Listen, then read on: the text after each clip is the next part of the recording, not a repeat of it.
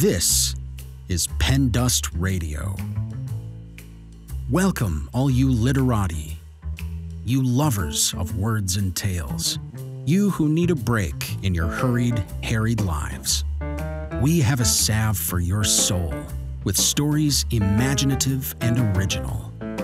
Short stories, riveting fiction, and wildly creative nonfiction. PenDust Radio. Definitely not the same old story.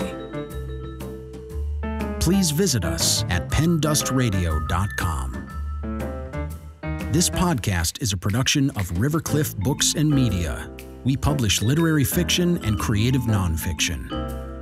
Learn more at rivercliffbooks.com.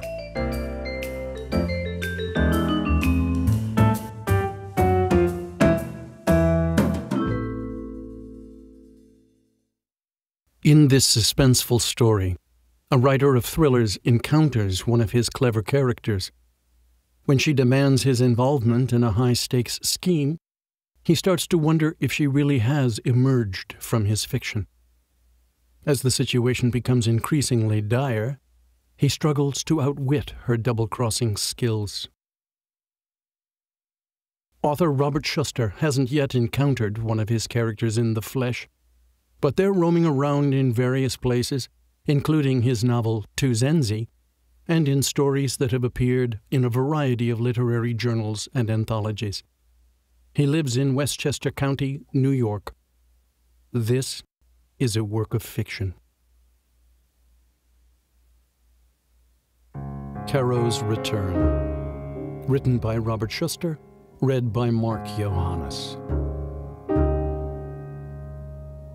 She showed up on a Sunday afternoon, startling me awake from my daily nap with 3 brash knocks. Groggy, I was not inclined to answer, as my first reaction was annoyance. A religious nut, a salesman, a kid collecting money for the environment, or, worst of all, one of my eager fans who, after some sleuthing, tracks me down for an autograph or a bit of wisdom. Let me state for the record that I am a 63-year-old writer of moderately successful international thrillers, all penned under my pseudonym of Mason Vauxhall, and live in Westchester County, New York, an hour north of Manhattan. But I went to the door after all, afraid that it might be the neighbor, warning me that he'd be starting some major construction project that would disrupt my quiet days. No, I believe it was a stronger fear than that. A sense that this visitor was far more vital. That may not be the best word. I'm in an anxious state as I compose this, which I've undertaken at my lawyer's behest. She stood there, a dark-haired woman of average height with a beak of a nose and a squinty stare. She seemed familiar, but I couldn't come up with a name. "Are you Mr. Mason Vauxhall?" she asked. My scowl deepened. A fan, though not a particularly friendly one. "I am. And you?" "Caro," she told me, extending a hand for a light, unengaging shake. "I'm hoping you remember. Some years ago you gave me a fortune, but I'm afraid I squandered it, and now I've come to you for help." This was a rather astonishing introduction, presented with such a matter-of-fact tone that I scrambled, silently, to find an explanation. The never-revealed child of a long-ago lover? No, of course not. That was the stuff of cheap fiction. Cheaper than mine. I decided it was some sort of prank, though she was far too mature for collegiate silliness, and said, "I'm sorry. I don't have the time for jokes," and started to close the door. "Caro," she said, "from your 1998 debut novel, A Letter from Varna? Caro De Luca, a minor character, a housekeeper, but she's the one who ends up with the gold." "Well," I replied, a little amused now, "this is new to me, a role-playing fan. I'm pleased you know of my earliest work. I have an extra copy that I'd be happy to autograph for you." I ushered her inside. She looked around with that tight-lipped, satisfied look of someone who'd skirted the rules and achieved success in doing so. I told her I'd be a minute and went to fetch the book. I hadn't looked at the story in years, not since a movie deal with a big-name director had fallen through. But the cover still pleased me, a dramatic montage of the sort they never do anymore. The woman had moved into the living room and seated herself on the same couch I used for my nap, which was a bit too bold for my taste. I displayed the book and produced a pen and asked what she'd like me to write. "To my dearest Caro," she said without any hint of humor. "All my best." Caro? Still keeping up the act. My skeptical frown didn't alter her pinched expression. "As you wish." "On page 26, she said, "if you don't mind, in the margin of the second paragraph." An assertive young woman, and a rather knowledgeable fan of my work, I thought. Uncomfortably knowledgeable. The passage she'd chosen turned out to be the point at which, with only 2 sentences, I had introduced the character of Caro. A beak-nosed woman with a squinty stare, quietly dusting bookshelves. The resemblance was uncanny. Rattled, I did as she asked, with quick strokes, and gave her the book with a hand that trembled. "Thank you for your appreciation," I said, and moved toward the front door to show her out. "You're not going to help me?" "Don't press your luck, young lady, whatever your real name is." "I am Caro, from this very novel, and no one else." "I see. Well, Caro," I sneered, playing along, "then how did you come to squander your fortune?" "I am capricious in all things, if I may quote you, page 55, and always dreamed of a bigger life, same page. You may remember that my father, a wealthy Italian politician, disowned me after he discovered I'd had an affair when I was 19 with his married colleague. And my mother, a manic-depressive American, fled soon after because she hated Italy. So I was left with almost nothing, but always craved the wealth I remembered. And when I finally acquired that fortune, I squandered it, gambling in Monte Carlo. That's not how the novel ends. The last scene, if I remember... Here, hand me back the book. The last scene, yes, has you emerging from a Swiss bank as the sole owner of 20 million francs, after having outmaneuvered Bulgarian agents and a clever but weary American insurance agent. Anyone who finishes the novel expects me to spend the money wildly, and that's exactly what I did. Characters have lives outside the author's paragraphs, as you're well aware, unless, of course, they're killed off. Why did you come here? I told you, I'm pretty much broke. You have a lot of nerve putting on this ridiculous act. I will now ask you to leave. Don't you think you bear some responsibility for my welfare, as my creator? Go ask your wealthy father, I said with as much sarcasm as I could muster. He died in his garden from a heart attack. Don't you remember? Get out, or I'll have the police remove you. It's like a scene from one of your novels, isn't it? She smiled. All someone needs to do is pull a small black pistol from a pocket. Don't tell me. You're a crack shot, just like Caro, who learned how to handle firearms from that same father who liked to hunt, if I remember her backstory correctly. Since you are still in disbelief, I'll tell you something else instead. In an early draft, I existed as nothing more than an object of desire for the American, who originally was going to make off with all that money himself, until you realized that a triumphant housekeeper would give the story a sly, ironic twist at the end, which became your trademark. How could you possibly know that? I must have said something in an interview once. Or maybe you hacked my computer and saw all my old files. You give me too much credit. In the novel, I did crack the code to the safe, but mostly due to a convenient coincidence. Computers are beyond me. Let me show you my passport. Passport? I gave her a mocking twist of my lips. I thought that as a character from a novel, you'd be able to appear wherever you want with a snap of your fingers. You didn't write Bewitched. The passport seemed genuine. She looked a little younger in the photo, with shorter hair and an expression of disdainful amusement. Quite possibly, I thought, I was dealing with a complex case of acute delusion. Either that, or an elaborate swindle. Both carried elements of danger. If I dismissed her, I might tip her toward some desperate act. I decided to see if I could disrupt her logic, or her game, and discover her true motivations. But I will freely admit that the woman's knowledge of that old novel intrigued me. There's nothing like an enthusiastic fan of your work to instill a bit of joy. My sales had been flagging these past few years. My agent no longer seemed interested in my progress. My publisher had hinted once or twice that my ideas were somewhat outdated, and I'd fallen into a dispirited state, an acceptance of fading renown. "Let me offer you a drink," I said, softening my tone. "I have an exceptional Burgundy. Or maybe you'd prefer something stronger. You don't seem to remember that my father was an alcoholic."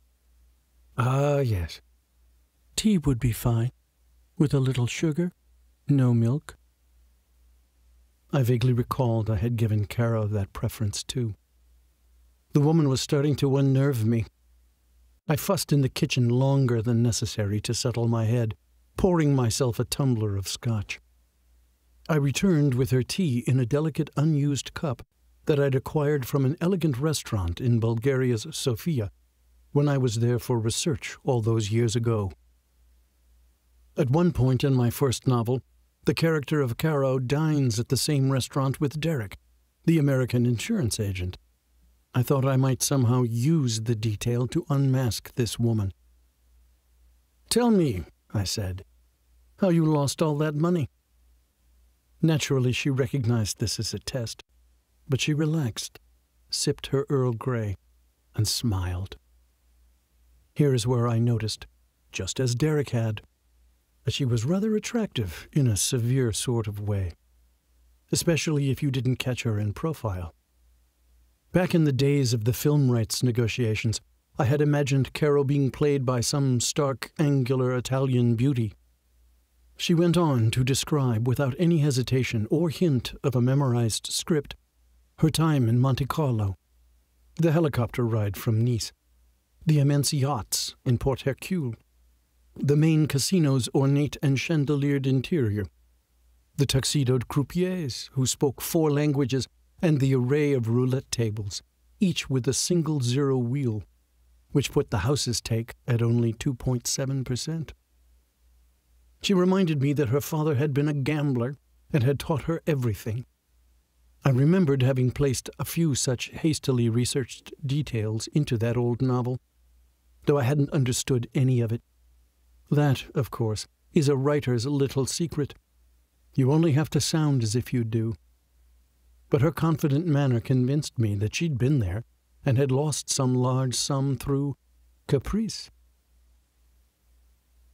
As I sat there, taking all this in, her foreign credentials, her inhabited role, her apparent admiration for my work, and her severe features, she started to enchant me. The feeling was advanced, yes, by a second afternoon scotch. I became garrulous, and my troubles soon tumbled out. A divorce 3 years prior that had left me in emotional tatters.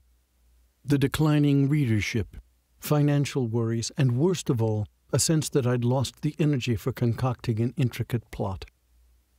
I didn't tell her that my drinking, heavier since my marriage crumbled, might have something to do with this last point, not to mention a thickening of my face and gut. Once reasonably attractive, even with hair that had receded early, I had in recent years assumed a stolid, jowly, big-headed look. But she was sympathetic and encouraging. I'd given her such a wonderful scheme to follow, after all. Making fools of those Bulgarian agents. and duping the rather handsome American, the poor fellow. "The cup," she said, taking another delicate sip of her tea. "It's from that restaurant in Sofia, isn't it? Chevametto, where he and I had dinner together?" My calm nod hid my astonishment and my shivering nerves. Not only was she charming me, she was getting me to believe that she really was that character from my novel. "Let's suppose for a moment that you're telling the truth," I said with a half-frightened, half-playful tone. "What about other books? Do their protagonists exist as you do? Does Raskolnikov still stalk around somewhere? Crime and Punishment was written in 1866, which would make Raskolnikov, who began that story at the age of 24, let me add it up, over 170 years old. The answer is decidedly no." "I see. Something more recent, then. One of Michael Connelly's tales." "Come on now. It's like that silly question people ask when they discover a stranger is from their own hometown. Do you know so-and-so? The odds are astronomical. I have no idea whether characters from other books have lives in this world or not. I only know the ones you had me meet." "All right. What about this? If I'm your creator, wouldn't I have the power to control you? To change you? What if I wrote a sentence giving you long blonde hair instead of your dark shoulder-length cut? Will it change before my eyes? Does God hold such power? Does God operate on such whims? You keep mistaking my appearance for some sort of wizardry. I am flesh and blood just as you are, and no less real. Let me at least prove that." She stood before me, lifted one of my hands as a courtesan might, and then kissed it twice. Her flesh and blood warmth was rather marvelous. "In any case," she continued, "you know as well as I do that a sentence or two does not create a character. It takes a book, an entire book, painstakingly developed and paced." There was more banter about authors and their creations, followed by a third scotch, more tea, dinner which she insisted on cooking, my chaste kiss on her left cheek, and then, was it inevitable? Her overnight stay. Let me spare you the intimate details. As the critics have pointed out, they're not my forte anyway. But I will confess that I felt a mix of thrill, shame, and horror at the first sight of her compact nudity, for I could not easily dismiss the notion that our coupling was somehow incestuous. Yet I was smitten and invited her to spend a second night. After she left the next morning to fetch her things at a nearby hotel, my heated head cooled, and I began to worry that I'd been set up. She'd return with several thugs who'd rob me, beat me, and leave me for dead. I called my friend Howard Bixby, a cranky old poet who would set me straight, but as fate would have it, he didn't answer. He was a drinker himself and had probably slept late. In any case, she came back a short while later with no thugs and only a small suitcase, which bore evidence of overseas travel. There was truth in her story, it appeared, but how much, I couldn't tell.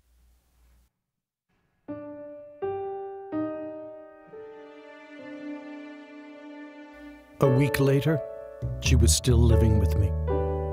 Neither of us had any reason to end the arrangement, if that's what it was. She had dropped her request for money, and I had ceased my interrogation of her motives. She did not admit to being anyone other than Caro de Luca, so I decided that she was an ardent fan living out a fantasy. A narcissistic view, perhaps, yet I found no harm in her act. In fact, I enjoyed the company. She was remarkably bookish, well-versed not just with my work, but with literature in general. She had strong opinions, particularly about classic characters.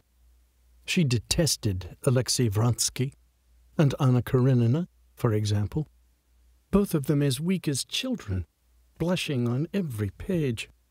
Don Quixote and his pal Sancho are funny for 5 minutes, but their endless and predictable pratfalls are worse than the idiocy of the Three Stooges. Huckleberry Finn seems heroic at first, but soon wastes his time in throwaway farce.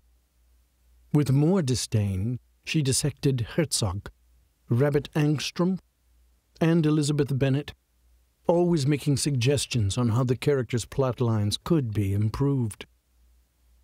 She engaged me to such a degree that I found my confidence returning, and I began bouncing a few ideas off her for new books. Her presence in the house felt like that of a muse. I was delighted, of course, with my sudden psychological turnabout, and went so far as to alter my diet, soften the drinking, and lose some weight. And when I received, some time later, an invitation to a literary party to mark a young lion's debut, I did not toss it away in a fit of envy. The soirée, at a chic restaurant, would celebrate the publication of yet another buzzed-up dystopian novel by yet another stubbled 20-something in black-framed glasses who got his start in The New Yorker and had earned a 6-figure advance. It usually was the last place I'd want to go, but the notion of attending now had some appeal, especially since the idea involved taking Caro along. I hoped she might raise my status a little, as I was planning to corner my editor for some needed encouragement. We arrived late to ensure the crowd would be lubricated. I decided to spiff myself up with a silk tie and cufflinks, and Caro had produced a stunning black dress paired with a sapphire necklace, a combo right out of the novel. She was meticulous in her devotion. We made, I must say, a smart-looking couple, and we received attention straight away from someone I knew to be a publicist, an elegant woman around my age and aware of my reputation, faded as it was, bless her, who ushered us over to the author for our congratulations. The author grinned and nodded at my name, pretending to know it, and then, at the mention of my thriller-only output, shrank away to greet another handshaker. This left me peeved, so I settled at the open bar with Caro and downed 2 scotches in quick succession.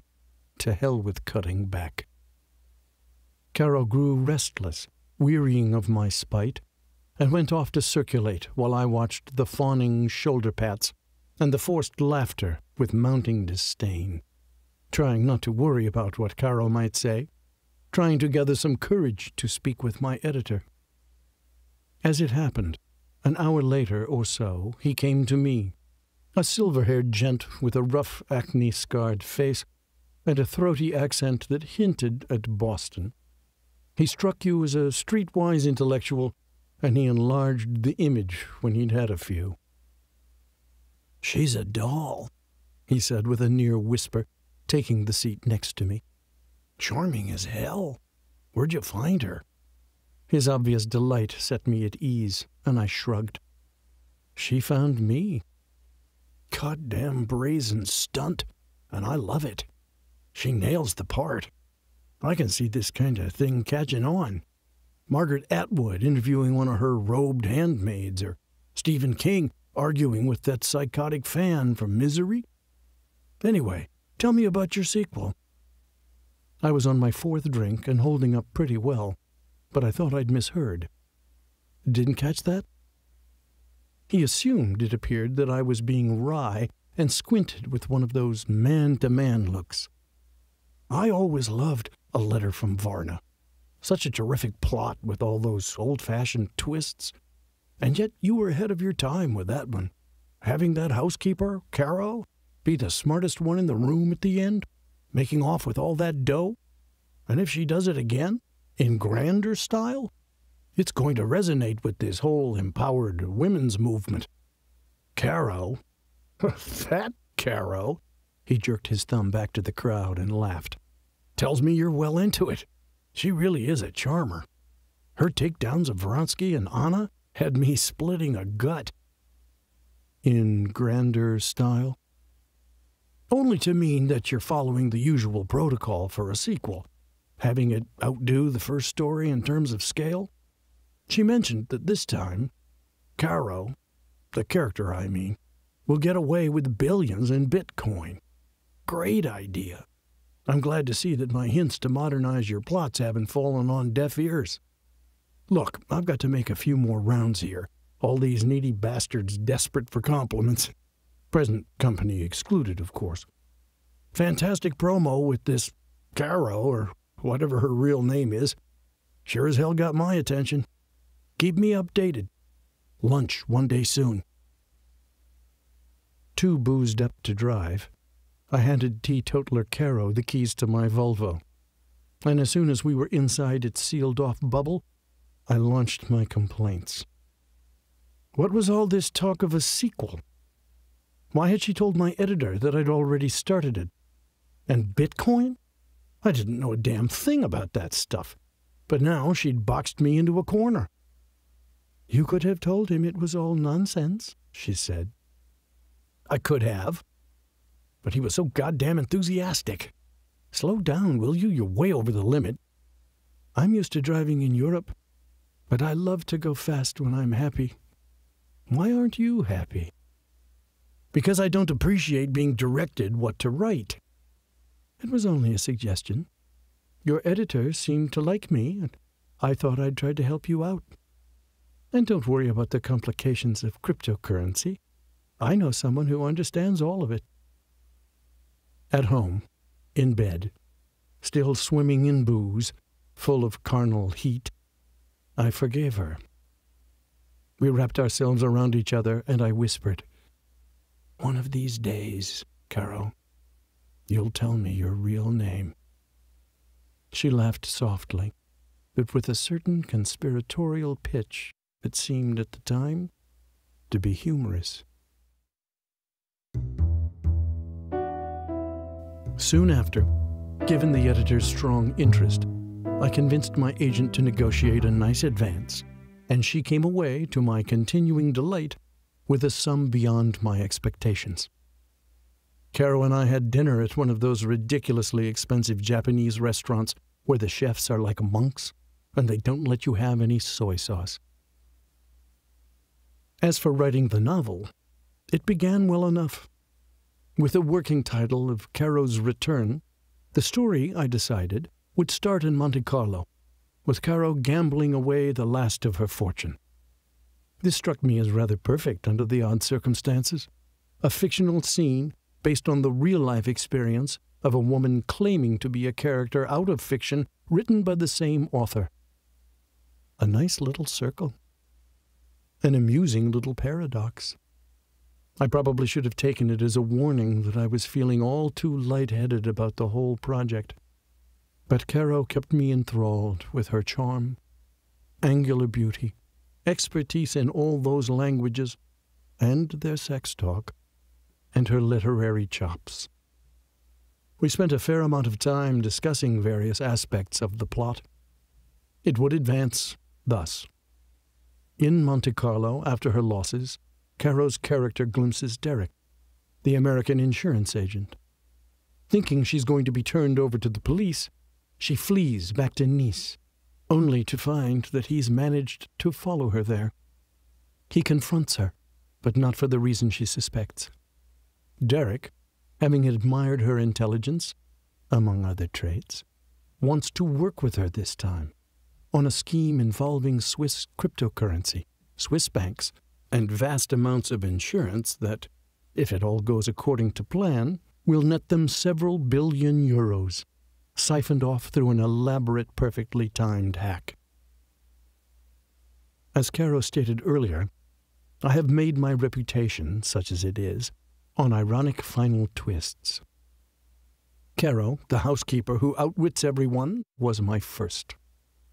I needed one, of course, for the sequel. It came to me in a flash, just after the pair have successfully broken into the secret underground complex that's home to the cryptocurrency operation. A destructive earthquake knocks the main computers offline, preventing the transfer of any data, and forcing Caro and Derek to escape the wreckage with only their lives. Caro looked at me as if I had metamorphosed into a Martian. You can't be serious. That's a little contrived, I know. After all I've done to restore your career? And you deny me the fortune because you want to protect your reputation for ironic twists? Deny you the fortune? Caro, my dear, they're not going to cancel the advance over the fine points of plotting. Let's see what the editor thinks. Maybe not an earthquake. Maybe a fire caused by an overheated computer. In any case, you and I will have plenty of high-end dining and exotic travel together. She thinned her eyes to make an expression of malevolence I remembered giving her in the first book, just before she revealed her thieving plans. I don't mean your drop-in-the-bucket advance. I mean the fortune in cryptocurrency, you fool. Her use of fool is not my invention. She actually said it, having been immersed, I now see, in all the creaky tropes of dramatic dialogue. I scowled back at her. Now I must ask if you are serious. Very serious. I thought by now you would have dropped this pretense. I thought by now you would have believed that I am Caro de Luca from your first novel. The delusion had gone far enough. To allow it to continue this long, I had been a fool. Great disappointment engulfed me, and I made an excuse to go for a walk. That's where I often came up with my best plots, I said. I drove to a nearby park and took out my phone to call Howard Bixby. This time, he answered. I explained the situation, painting Caro as a bit crazier than she seemed, pushing Howard toward convincing me to end the affair. Instead, he was incredulous. You're going to abandon an ideal situation over the ending of a silly thriller? Give her the plot she wants and let her continue in the delusion if it keeps her there. When are you going to get another opportunity like this? You're uglier than I am. I could always count on Howard for honesty. I took a walk, after all, and considered his advice. Caro had, indeed, been good to me, and I still had not detected, call me naive, any real danger in her behavior. And why not break the mold with this novel? Let the readers think there would be one last twist, where there'd be no irony at all. A twist itself. Caro would flee with the money again, an icon of the new empowerment. My editor would probably love it. I came home quite satisfied with the solution, only to discover that Caro herself had come up with a twist.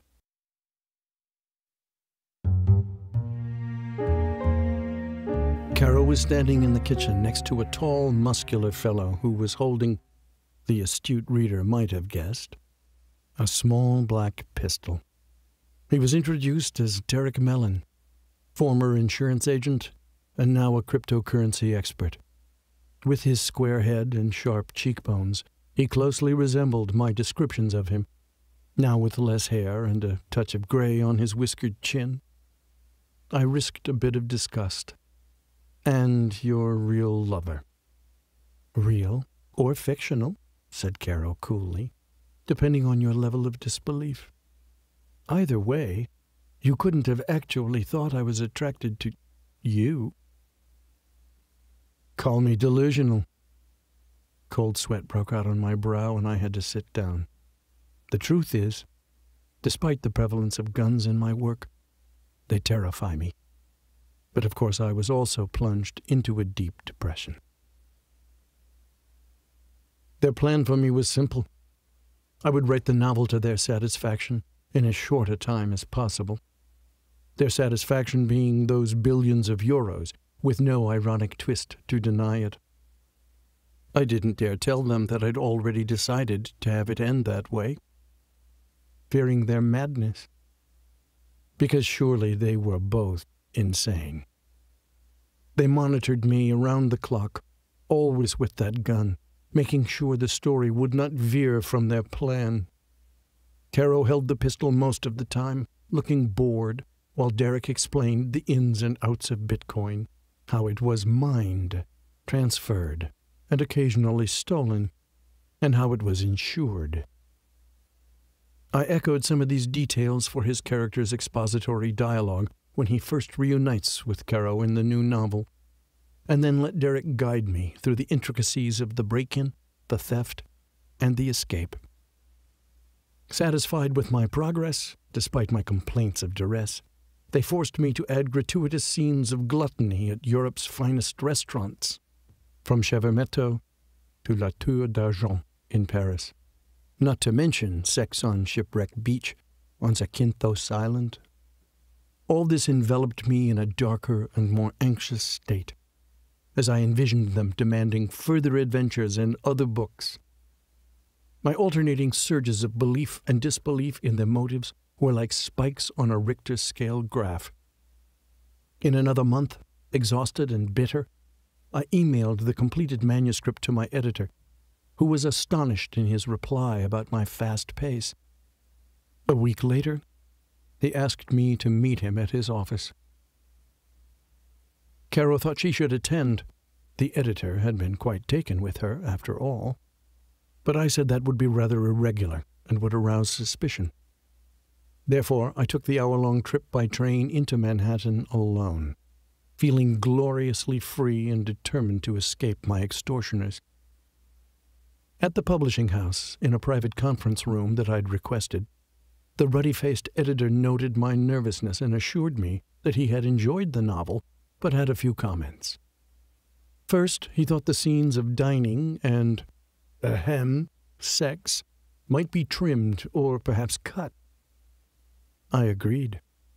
He then asked why I hadn't included my trademark twist at the end. "I'll give it to you now," I said. "Ah, I'm glad you're still up to your old tricks. But it must be in complete confidence. It's a short scene, and I'm going to handwrite it on a sheet of paper, right here. You will not make the change until after I have returned the marked-up galley to you. Your suggested cuts as well. Don't make them until then.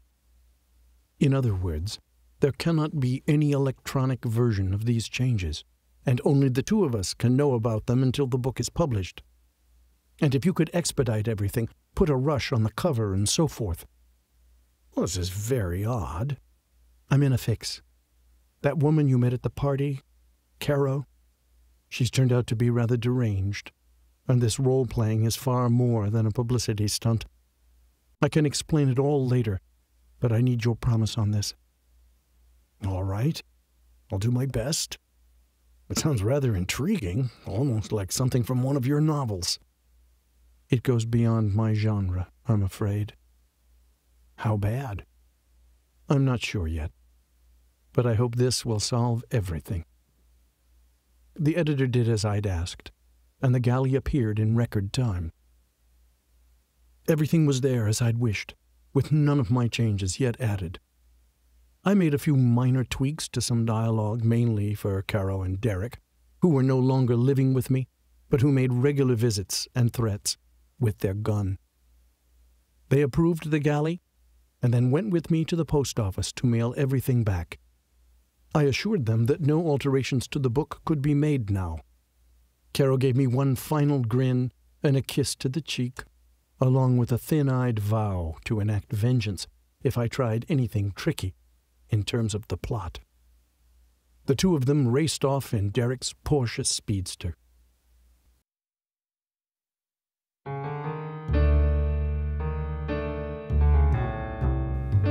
For the next few months, I huddled like a bedridden patient awaiting a cure.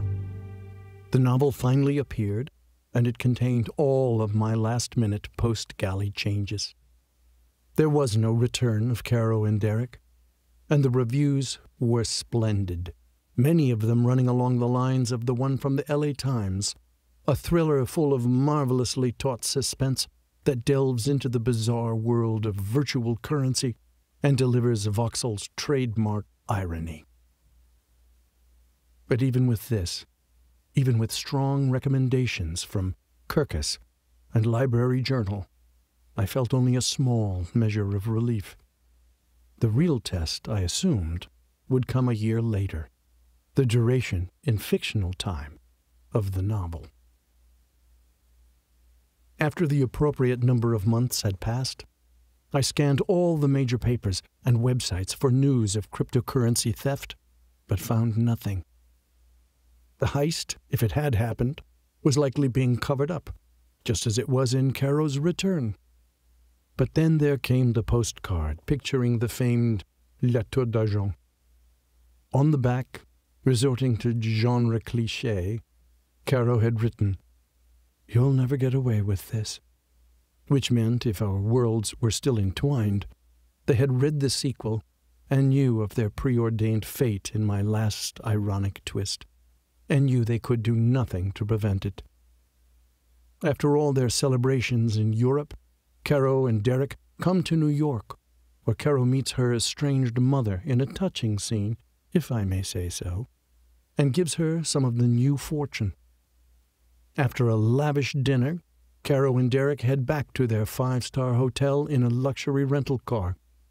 But she's so full of renewed maternal love that Caro first takes them on a joyride along the Hudson River, driving fast, as she does when happy, and loses control on a wet road when she swerves to avoid hitting a raccoon. But she had bested me. She had acted outside my paragraphs while not interfering with the plot.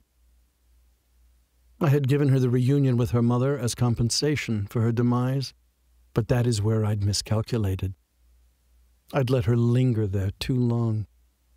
She had informed her mother about the heist, naming me as the mastermind. She had told her mother to notify the police if she soon turned up dead, and to name me as the murderer. Her statement was signed and sealed inside the mother's house. I learned this from the police, who soon appeared at my door and arrested me on suspicion of being an accomplice in cyber theft and on suspicion of double homicide. So there you have it. I have made this confession from my miserable jail cell, at my lawyer's behest, in the hope that I might be freed from this nightmare. But I'm no longer even sure if what I've written here is real or imagined, or if the whole thing is someone else's skewed little thriller. The police claim that the brakes on that rental car had been sabotaged. God help me. This story is copyright 2021 by Robert Shuster.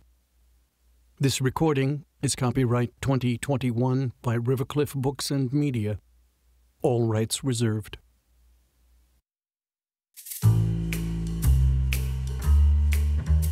Thanks for listening to this episode of PenDust Radio. For more information or to submit your writing to the podcast, please visit PenDustRadio.com. This podcast is a production of Rivercliff Books and Media. Learn more at rivercliffbooks.com. The story featured in this episode is a work of fiction. Names, characters, places, and incidents are the products of the author's imagination or are used fictitiously. Any resemblance to actual events, locales, or persons, living or dead, is entirely coincidental.